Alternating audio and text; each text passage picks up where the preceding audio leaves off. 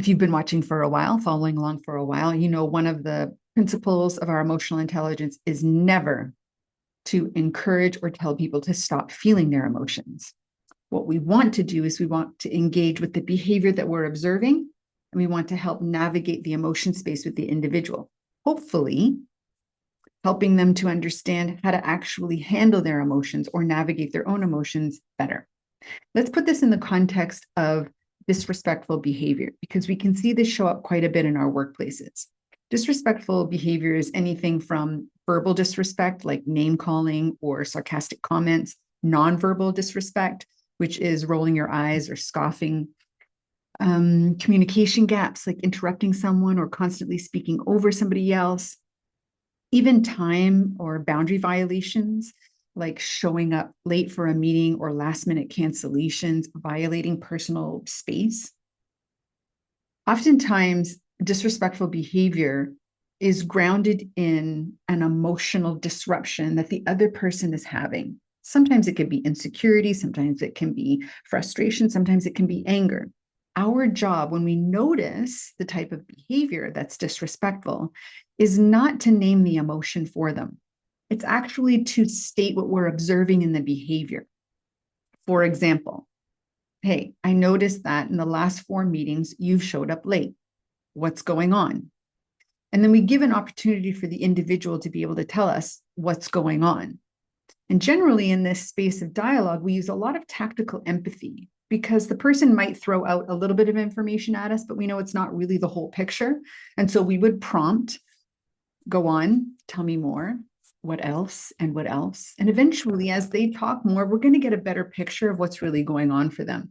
Now, part of that is because we need to understand and empathize what's going on for them. But the other part is really that we want them to hear what's going on that's leading to the emotions that they're feeling and the behavior that's impacting us and perhaps other people. Because what we need to have happen is we need the disrespectful behavior to stop. So when we navigate these types of conversations and we understand the emotion creation beneath the surface and all of the things contributing to the emotion creation and then the behavior, eventually we're going to stand in an assertive space where we're going to ask a very direct question. And that direct question is related to our expectation. The expectation is that you show up on time for every meeting that we have. What will be a better way for you to manage your frustrated emotions so that you can show up on time for our meetings? And as you ask a direct question, you're really positioning the other person in a space of understanding they need to solve for their emotion problem that's leading to a behavioral disruption.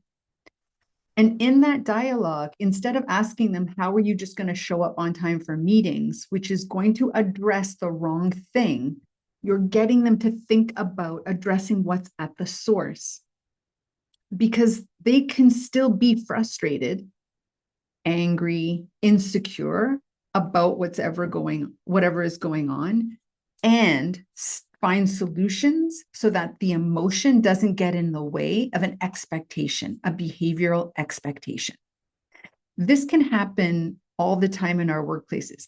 As leaders, you might be navigating this every single day. And it's really important in your arsenal to have your emotional intelligence skills readily available. The language that goes with emotional intelligence is very different than the language that goes with non-emotional intelligence. And when we can make that distinction between the two, we'll be able to use the emotional intelligence skills to soften the emotional climate and strengthen relationships. And at the end of the day, get rid of all of those poor, toxic behaviors that are disrupting performance.